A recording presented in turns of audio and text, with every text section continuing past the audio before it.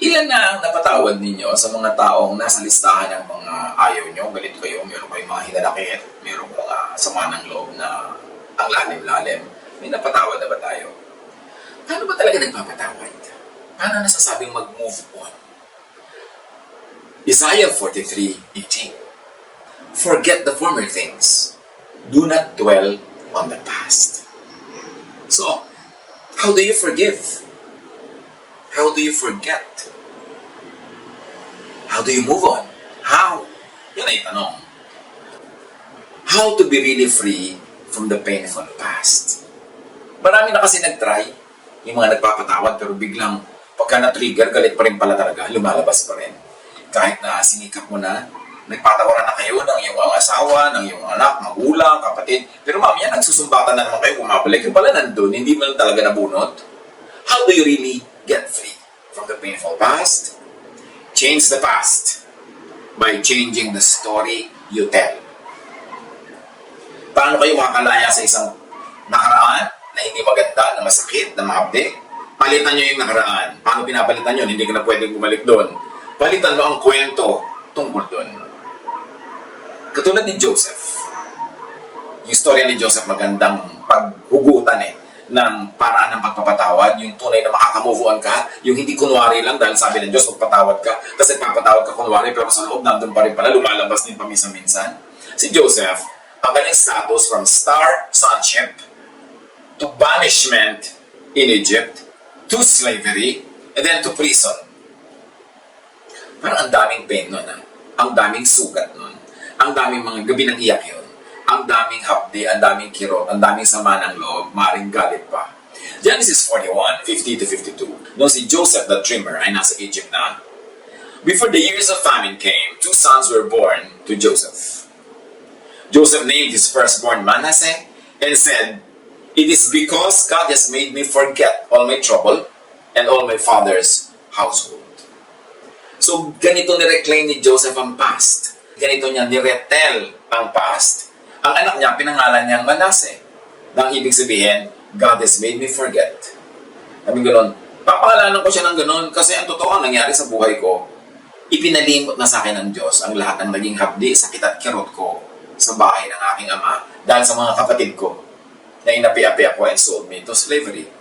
Nireclaim ni Joseph yung past by naming his son in a very positive way to emphasize the positive thing that God had done to him in spite of his past. Then the second son, he named Ephraim and said, "It is because God has made me fruitful in the land of my suffering." So you see, imbes na magmukmok si Joseph, lagi niyang alalahanin at i-reprise at i-replay yung mga kaapihan niya, yung pain niya, yung sorrow niya, pinangalanan niya ang anak niya na God has made me fruitful. In the very land of my suffering, umasenso ako, yumangan ako, naging makapangyarihan ako, so papangalanan ko ang anak ko na Ephraim. So you see, Joseph was reclaiming his past, retelling it in a way that was beautiful and powerful. Yung iba, paano makakalaya sa past? Yung naalala nyo yung kaapihan nyo ng bata kayo, maalala mo yung tiya mong masungit, yung tatay mong lasenggo, yung nanay mong binggogera at chismosa.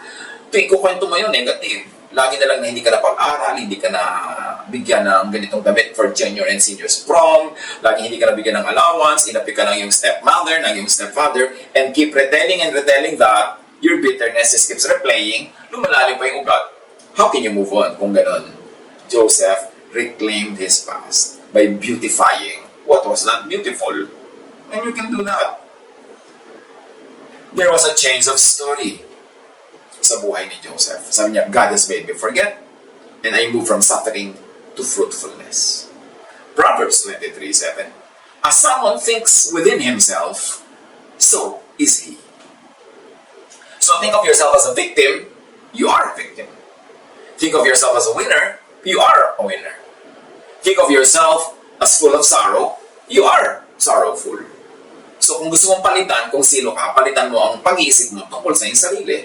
Kung gusto mong palitan yung past, palitan mo ang pagkukwento tungkol sa past. Ang repackaging, yung angle ng storya. Think of your past as you want it to be.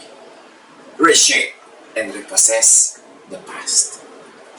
Lahat sa atin na merong bahagi ng nakaraan na pangit, malungkot, madugo, hindi pwede kayo mag-move on. Kasi lagi yung maalala. Magpe-pretend ka lang na nag-move on, pero hindi. Pag na-trigger, bumabalik. Kailangan balikan nyo yung kwento at ibahin nyo ang pagkukwento doon. Hanapan siya ng pinakamagandang version na totoo rin, na hindi yung binubola mo lang ang sarili mo. At yun ang i-play up. Yun ang pataasin. Yun ang i-lift up. Kung pangit ang kwento ng past mo, ang pangit doon ay maaaring perception mo na. So you can go back to your past and change your perception. Kaya mahalaga yung binabalikan mo yung nakaraan, hindi lang lilimutin, tatabunan, magpe-pretend it never happened. No, you can never forget that way. Balikan mo siya, hanapan mo na maganda, at yung maganda na yun, ang ikwento mo na, yun ang gawin mong main feature ng iyong storya. Kasi baka naman hindi talaga pangit. Akala mo lang. So review your perception. And apply Romans 8:28. And we know that in all things, God works for the good of those who love Him, who have been called according to His purpose. So kung ngayon, sa part ng iyong buhay na ito ngayon, sa oras ng buhay mo, nakakita ka na ng purpose sa buhay, nakita mo na yung blessing ng Diyos, balikan mo yung nakaraan, at ikwento mo yon sa sarili mo at sa iba bilang paghahanda para sa ngayong present mo. Na yon ay nire-purpose ng Panginoon. Na ang yun ay paghahanda. No? At ang Diyos ay kumilos sa kabila ng nakaraan na yon at naging ganito ka ngayon. Doon ka lang makakalaya sa isang past na hindi masyadong pleasant. So, be free from the past. You don't just move on. You can't move on. You could only forget paminsan-minsan. Pero pag naalala mo, babalik ulit ang lahat ng pain and anger. Kasi Genesis 42:22-23, Reuben replied, yung kapatid ni Joseph na isa sa mga nangapi sa kanya, "Didn't I tell you not to sin against the boy? But you wouldn't listen. Now we must give an accounting for his blood."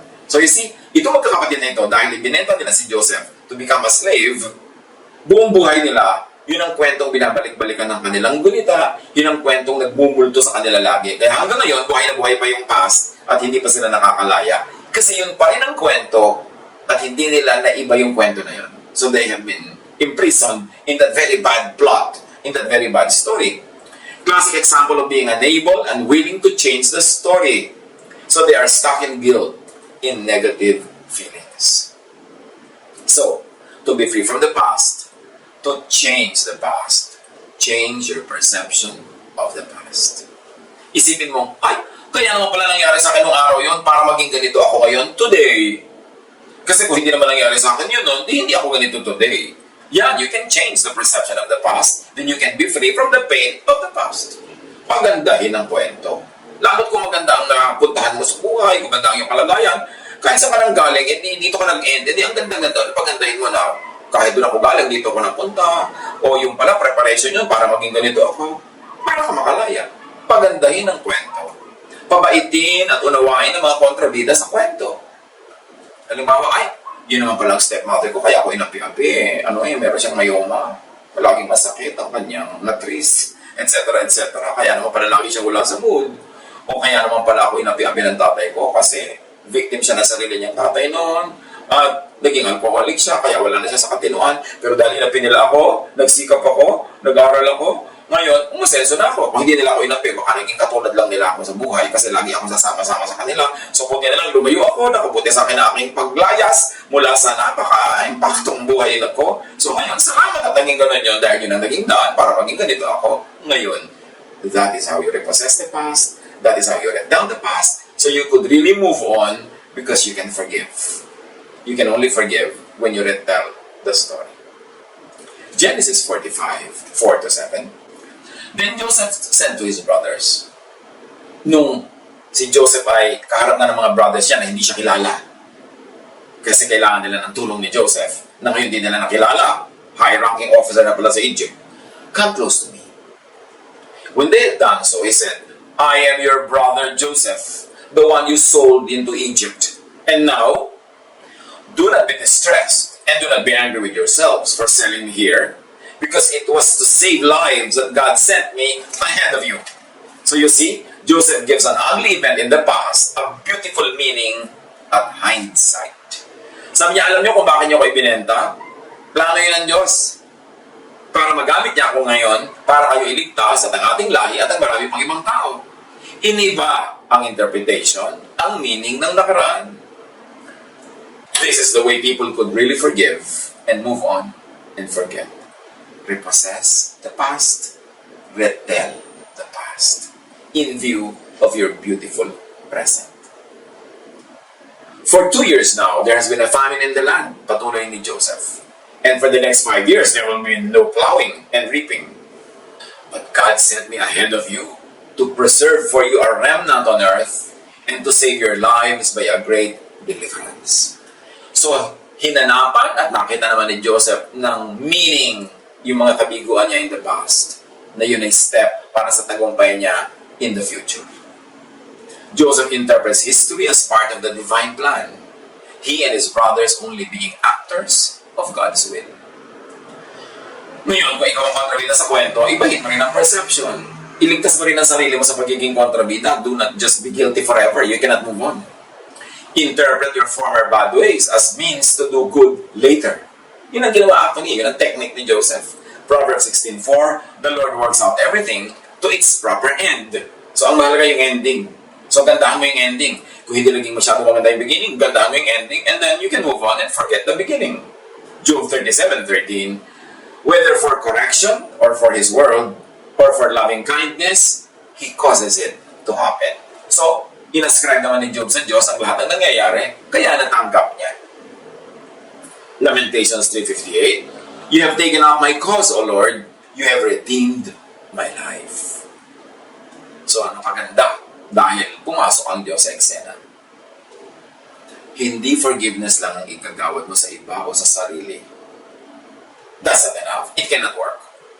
Kundi, dapat ibigay mo understanding, then empathy, and then acceptance, like in Joseph's case. And even appreciation of them, of what they did. This will lead to your freedom. Forgiveness, madali sabihin, I forgive you, pero totoo, nasa loob mo pa, hanggang hindi mo siya nauunawa at inuunawa, hindi ka nakaka-identify sa kanyang mga pain and sorrows at hindi mo yun natatanggap, at hindi mo na-appreciate yung mga ginawa niya kahit sa simula parang hindi maganda, pero nakita mo ang kinawian maganda, hindi ka lalaya. You have to hukay the past, re-understand, reinterpret, and retell it. Genesis 50:15-21. When Joseph's brothers saw that their father was dead, they said, what if Joseph holds a grudge against us and pays us back for all the wrongs we did to him? But Joseph said to them, don't be afraid. Am I in the place of God? You intended to harm me, yes, but God intended it for good, to accomplish what is now being done, the saving of many lives. So then don't be afraid. I will provide for you and your children. And he assured them and spoke kindly to them. So yun ang style ni Joseph. So niya, okay, masama talagang balak niya sa akin, pero may magandang balak sa akin ng Diyos. At sa magandang balak na inubuwi, ang mga ginawa niya sa akin masama. So tama na yan. Nakabuti para sa lahat ang nangyari. Move on na tayo. Philippians 3:13. But one thing I do, forgetting what is behind and straining toward what is ahead. How is Paul able to forget what is behind? Ang dami-dami niyang pinapatay ng mga followers ni Jesus. Ang dami-dami niyang pinahirapan. Paano siya nakamove on? Paul revised his perception of his bad past. Therefore, he could forget what is behind. Acts 26:9-11 and 16-17. I too was convinced that I ought to do all that was possible to oppose the name of Jesus of Nazareth. And that is just what I did in Jerusalem. On the authority of the chief priests, I put many of the Lord's people in prison. And when they were put to death, I cast my vote against them. Many a time I went from one synagogue to another to have them punished, and I tried to force them to blaspheme. I was so obsessed with persecuting them that I even hunted them down in foreign cities. Until Jesus talked to Paul according to the report of Paul. Nasabi sa kanya ni Jesus, now get up and stand on your feet. So remember, get up, stand on your feet. Recovery yan. I have appeared to you to appoint you as a servant and as a witness of what you have seen and will see of me. I will rescue you from your own people and from the Gentiles. I am sending you to them.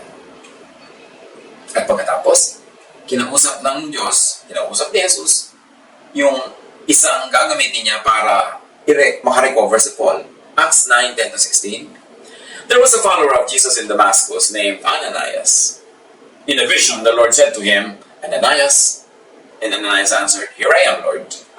The Lord said to him, Get up and go to the street called Straight Street. Find the house of Judas and ask for a man named Saul from the city of Tarsus. He is there now, praying. He has seen a vision in which a man named Ananias came and laid his hands on him so that he could see again. So in other words, sinasabi ni Jesus kay Ananias, pumunta ka doon para maging instrument ka na makakita ulit si Saul. But Ananias answered, Lord, many people have told me about this man. They told me about the many bad things he did to your holy people in Jerusalem. Now he has come here to Damascus. The leading priests have given him the power to arrest all people who trust in you. So in other words, ang thesis dito ni Ananias, a bad past, I or we will not forget. Bad ang past ni Paul. But the Lord said to Ananias, Go. I have chosen Saul for an important work. I want him to tell other nations, the rulers, and the people of Israel about me. I will show him all he must suffer for me. So, there's another formula here to forget. Change the interpretation of the future to the angry people's satisfaction. You see, galit sila Ananias at takot sila kay Paul or Saul na naging Paul. Pero ang sabi ng Panginoon, hayaan mo na. May iutos ako sa kanya. Marami siyang gagawin at magdudusa siya ng sobra-sobra dahil sa akin. And dahil doon, nag-change na yung perception ng future na si Paul ay hindi na magiging tagapagpahirap sa kanila, si Paul na ang mahihirapan. So in a matter of speaking, nagkaroon ng balancing ito, naging madali para kay Ananias to move on. So may another technique here na pwede nating ma-derive, makuha. Change the perception of the past so you can move on, or change the perception of the future so you can move into the future. So to be free from the past, if this is done about the past and the future, that it is revisited and retold, reinterpreted, then you really move on. Not just forgetting the pains of the past or the fears of the future, which you can't, but now you even appreciate them. 2 Corinthians 4:16-18. Kaya hindi kami nasisiraan ng loob kahit na humihina ang aming katawang lupa. Patuloy namang lumalakas ang aming espiritu araw-araw. Ang bahagya at panandali ang kapighatiang dinaranas namin ngayon ay magbubunga ng kagalakan walang hanggan at walang katulad. Kaya ang paningin namin ay nakatuon sa mga bagay na di nakikita at hindi sa mga bagay na nakikita. Sapagkat panandalian lamang ang mga bagay na nakikita, ngunit walang hanggan ang mga bagay na di nakikita. So how are people able to accept their present, which is very hard, very difficult? They interpret it in terms of a preparation for a glorious future. So they are able to bear with the present, even looking forward, hopefully, happily, joyfully to the future instead of feeling bad and bleak and hopeless.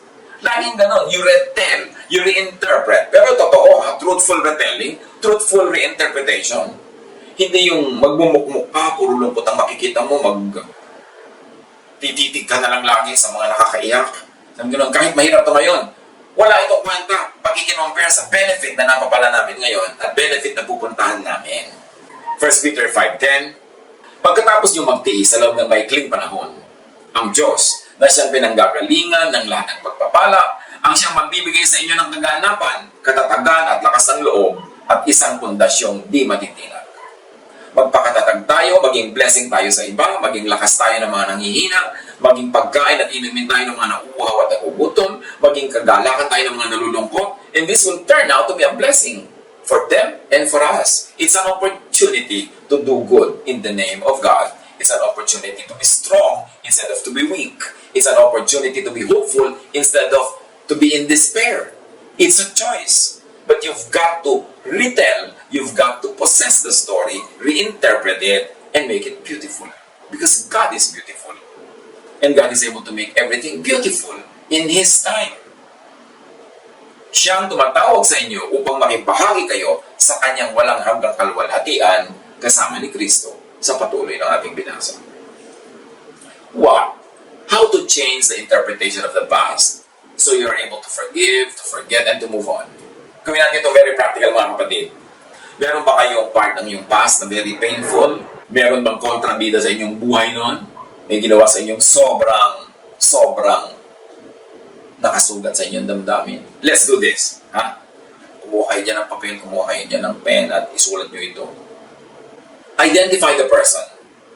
Ilagay nyo sa blank. Sino siya? Halimbawa si Tia Agueda. Name the act. Binuhusan ako ng kumukulong langis. Whatever it is. Name the negative effects. Nagkapeklat ako. Nagkasugat ako. Napaso ako. Give it a positive interpretation. No. Ay, salamat. Napuno ako ng peklat. Kasi kung hindi makasobra ako, naging kaakit-akit. At kung ano na nangyari sa akin, naging immoral pa ako. Diba? Na positive yan. Na nabuhusan ka ng kumukulong langis. Sabi mo, ay salamat. Nabuhusan lang ako ng kumukulong langis. Hindi ako inilupog sa 1 gram na langis. There's always something positive in it. There's always a way of retelling it and repossessing the story. And then see the hand of God in the story. God caused it. That yes, the Lord has given me this handicap to keep me humble. Otherwise, I could have probably nagwala ako sa buhay o nagkisobra ako mayabang. God gave it a good result, an ending and meaning. At dahil sa mga nangyari sa akin na yun, nag-concentrate ako sa pag-aaral, nagpakatalino ako, hindi ako umasa sa kinis ng balat ko na napuno na ng peklat. So, tumaas ang aking mga marka, naging magaling ako sa school, at nagkaroon ako ng napakagandang career. See the logic or the reason behind the act and the event. Kayo na mag-supply niya. And see the good effect in you. Kayo mag-supply. Then be thankful for it. Now, you are ready to forgive. Dito pwede na. Doable na. Kasi naunawa nyo na ang nangyari. Nakita nyo na yung ganda nun. At kung naunawa nyo pa si Tia Agueda, na kaya naman pala siya ganun, masyado siyang repressed and suppressed, hindi nagka-boyfriend kahit kailan, kaya galit na galit sa'yo na iinggit siya sa'yo, kaya kanya pinusan ng mantika kasi ang dami mong manliligaw. So nakita mong victim siya. At ngayon hindi mo lang siya naunawa, naawa ka pa. Awa pa ang nangyari. Only then can you really forgive. And do not forget, Tia Agueda, you can't change the meaning of the story, change its value, then move on. God bless all of us.